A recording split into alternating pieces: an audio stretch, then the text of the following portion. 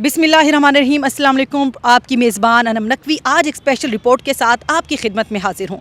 आज हम बात करेंगे अफ़गान महाजरीन के हवाले से कि उनकी हिजरत के बाद अफ़गानिस्तान से पाकिस्तान आने के बाद उनकी ज़िंदगी कैसी गुजर रही है, उनकी क्या मुश्किलात हैं और उनके हुकूमत वक्त हुकूमत पाकिस्तान से क्या मुतालबात हैं, उनकी राय जानेंगे।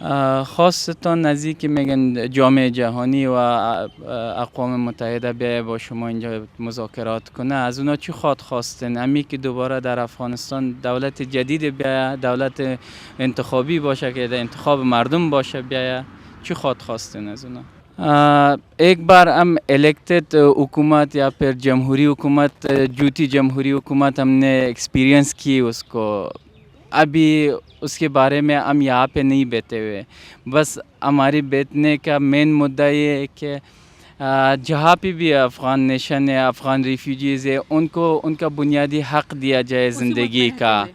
اس ملک جگہ کا منشان ہے جہاں پہ بھی ہے، وہ جس ملک میں بھی، اس زمین کے کسی بھی کونے میں اگر ہے، ان کو ان کا حق دیا جائے. جو انٹرنیشنل کمیونٹی کے نمائندے ہم چاہتے ہیں کہ ہم سے آ کے مذاکرات کر لیں، ان سے بھی ہم یہی چاہیں گے. ہم جگہ کا پرابلم نہیں ہے، ہم جہاں پہ بھی رہ سکتے ہیں، مگر ہمیں وہ بنیادی حق انسان کا دیا جائے.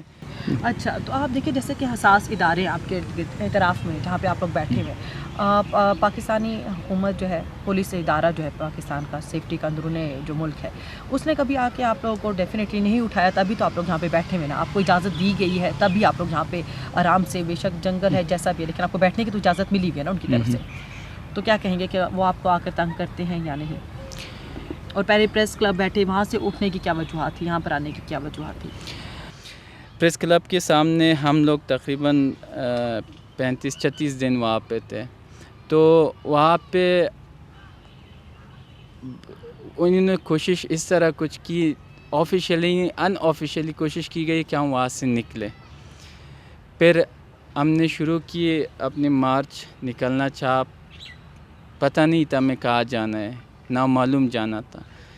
تو پھر ہمیں راستے میں ڈیسائیڈ کر لیا کہ ہم لوگ انہی سفارتوں کے آگے چلے جائیں. جس طرح یوکرین میں ہونے والے ظلم اور جنگ بندی کی گئی ہے یوکرین میں، ان کی حفاظت کے لیے، ان کی مدد کے لیے اقوام عالم آگے بڑھی ہے، اسی طرح ان کی مدد کے لیے بھی اقوام متحدہ کو ان کی مدد کرنی چاہیے اور ان کے حالات ساز پر غور کرنا چاہیے، اور ان کی بہتری کے لیے پاکستان سے ان کا مطالبہ ہے کہ اقدامات کیے جائیں. اس کے ساتھ ہی اجازت دیجیے اپنی میزبان انم نقوی کو. اللہ حافظ.